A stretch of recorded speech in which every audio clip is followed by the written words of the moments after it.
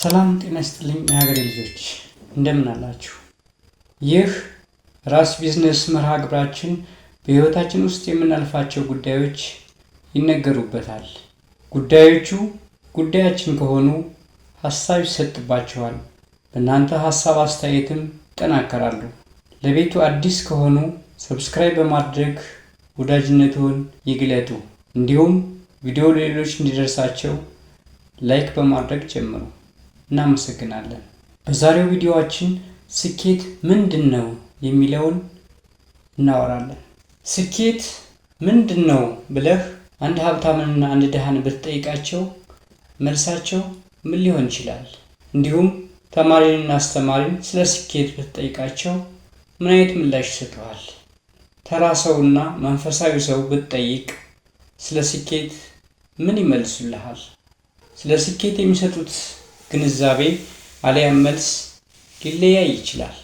ሁሉም ከራሳቸው ፐርስፔክቲቭ በመነሳት በራሳቸው ግንዛቤና ልክ ሊመልሱ ይችላሉ። ታዲያ ስለ ስኬት የሁሉንም ጉዳይ የሚያጠቃልል የማያዳግም መልስ በዚህ ቪዲዮ ታገኛላችሁ። ስኬት ማለት ብዙ ፌርማታ ያለበት መጨረሻ የሌለው መንገድ ማለት ነው። ይህ የምትመለከቱት ምስል ስለ ስኬት በደንብ አድርጎ ይገልጽልናል። 6 ኩነቶችንም ያመለክተናል። የመጀመሪያው መንገዱ እንደምታዩት መጨረሻ የለው። ሁለተኛው በመንገዶቹ ዳር ላይ ብዙ ፌርማታዎች አሉ፣ ብዙ ወንበሮች አሉ። ያ ማለት አንድ ሰው ስኬቴ እዚህ ጋር ነው ብሎ ካሰበ የመጀመሪያው ወንበር ላይ ተቀምጦ ይቀራል። አይ ይሄ ስኬትማ ለኔ አይመጥነኝም ልጨምርበት ብሎ ካሰበ ይቀጥላል። ለዛ ነው ስኬት መጨረሻ የለውም። በማንስ ሊወሰን የትኛው የመጨረሻ የስኬት ጣራ ነው ተብሎስ ሊነገር ይችላል? ስለዚህ ስኬት መጨረሻ የሌለው ባለ ብዙ ፌርማታ መንገድ ነው። ሶስተኛው ከምስሉ ላይ የምናየው 2 ተቃራኒ ጾታ አካላት ቁጭ ብለው እናያለን። ያ ማለት ተቀመጡ በኋላ ወይንም ረፍት ካደረጉ በኋላ መንገዱን ይቀጥላሉ ወይንስ ያለን ይበቃናል በቂያችን ነው ብለው የነሱ ምልከታና የነሱ አተያይ ፍላጎት ይወስነዋል ማለት ነው።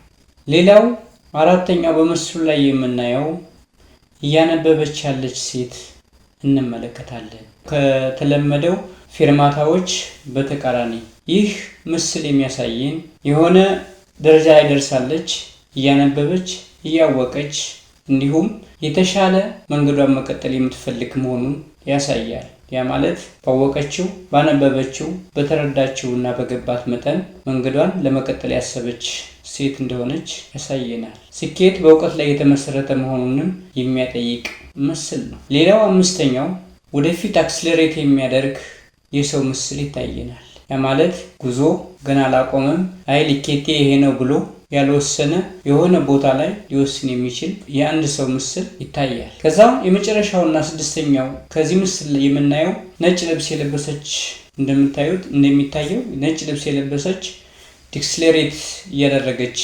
ይታያል። ይህ የሚያሳየን ከስኬትም መውረድ እንዳለ የሚያጠይቅ መሆኑን ነው። ያ ማለት አንድ ሰው ስኬታማ ነበረ፣ በሆነ አጋጣሚ ከስኬት ማማ ሊወርድ አሊያም ደግሞ ያሰበውን ያከናወነበትን እንደገና የሚያጣበት አጋጣሚ ሊፈጠር የሚችል መሆኑን የሚያሳይ ምስል ነው። ፈጣሪ ለሁሉም ሰው እኩል የሰጠው አንድ ስጦታ አለ። እሱ ምንድነው? ጊዜ 24 ሰዓት ላለውም ለሌለውም፣ ለተማሪውም ለአስተማሪውም ለሁሉም እኩል የሰጠው 24 ሰዓት አለ። የኛ ስኬት የሚወሰነው በጊዜ ነው። አንዳንዶች ዓለምን ሲቀይሩ፣ ሌሎች ደግሞ ባሉበት ይቀራሉ። አንዳንድ ሰው ስልክ ላይ የሚያጠፋው ሰዓት፣ ሌሎች ደግሞ ህይወታቸውን እየቀየሩበት ነው። ስኬት ዛሬ የምታደርጋቸው ትንሽ ምርጫዎች ውጤት ናት። ያ ማለት የዛሬ ስንፍና የነገ ጦት መሆኑን ተረድቶ ነገን ለመቀየር ዛሬን መጠቀም የግድ ይላል። ታዲያ ስኬታችንን የሚያደናቅፉ 7 ዋና ዋና ነገሮች፣ የመጀመሪያው መጥፎ ልምድ፣ ሁለተኛው ምቹ ሁኔታ፣ ሶስተኛው ፍርሃት ነው፣ አራተኛው ሶሻል ሚዲያ ወይንም ማህበራዊ ሚዲያ የሚባለው ነው። አምስተኛው በስሜት መስራት ወይንም ኢሞሽናል which is motivational work የምንለው ነው። ስድስተኛ ለነገ መቅጠር የሚባለው ነገር ሲሆን 7ኛው እና የመጨረሻው በስነ ስርዓት አለመመራት። ያ ማለት ራስን በመግዛት ውስጥ በጽናት አለመስራት። እኒህ 7ቱ ጊዜን በአግባቡ ባለመጠቀማችን ከስኬት የሚያደናቅፉ ነገሮች ናቸው።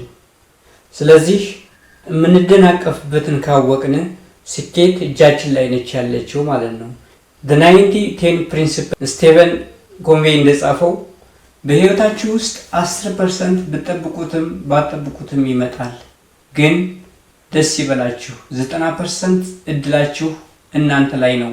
ያንን ሀፕን ያደረገውን ነገር የማሳመርም የማበላሸትም እጣ ፋንታው እናንተ እጅ ላይ ነው ያለው ይላል።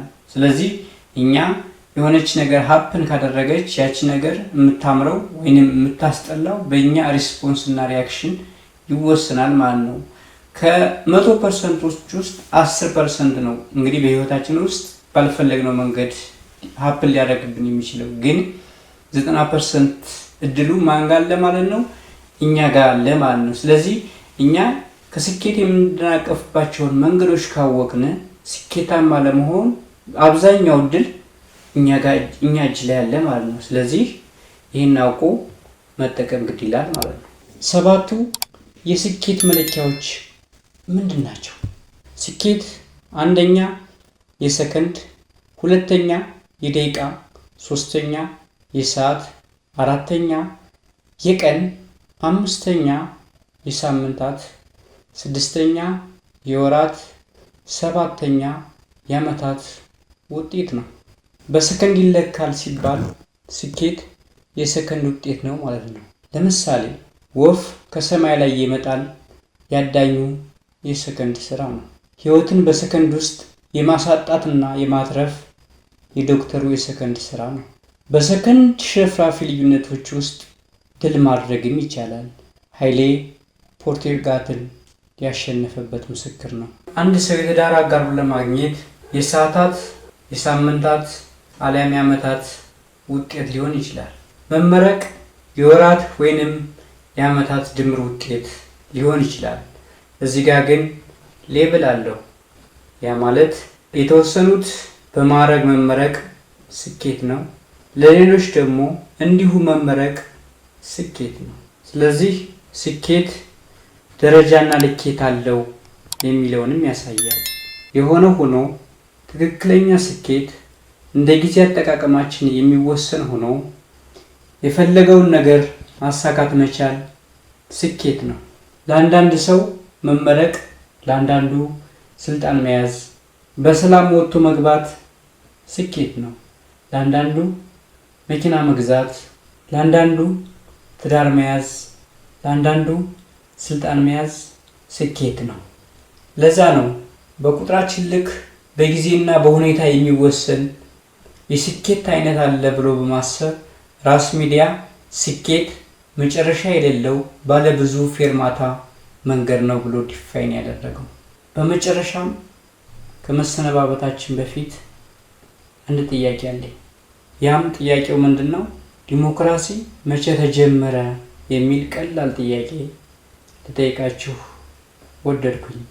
ታዲያ እናንተ መልሳችሁን ኮሜንት ላይ ያስቀምጡልኝ።